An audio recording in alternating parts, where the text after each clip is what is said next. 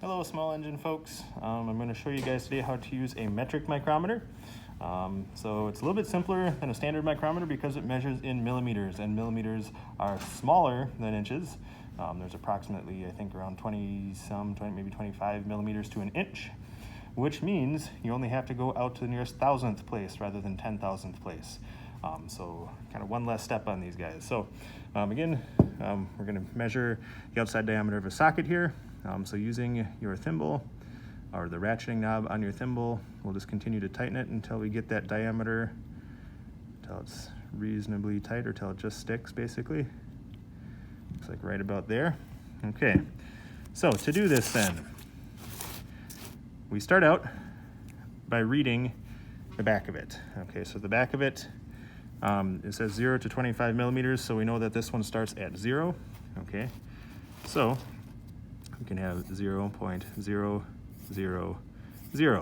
Okay, and because it's 25, we're going to put a second one out front.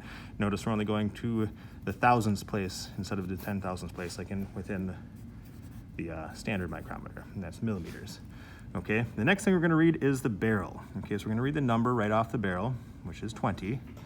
So we're going to put 20.000. Then we're going to read the tick marks after the 20. As you can see, there's 1, 2 of them. Okay, so it's 22. Okay, so we're going to put 2. It says 2 whole millimeters. Okay, then after that, we're going to see if there's any half millimeters. So the tick marks on top of the line are whole millimeters. On the bottoms, they're halves. Okay, and we can't really see the half after it, and we know we're not quite there because it changes over at 50.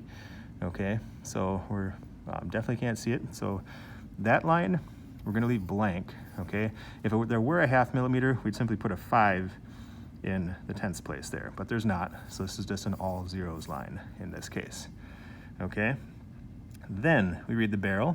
Okay, so the barrel looks like it's showing us 21, maybe not quite 22. Okay, so we're going to say 21. Okay, so we're going to put that right here in these places. Okay, again, putting zeros out front and a 0 at the end.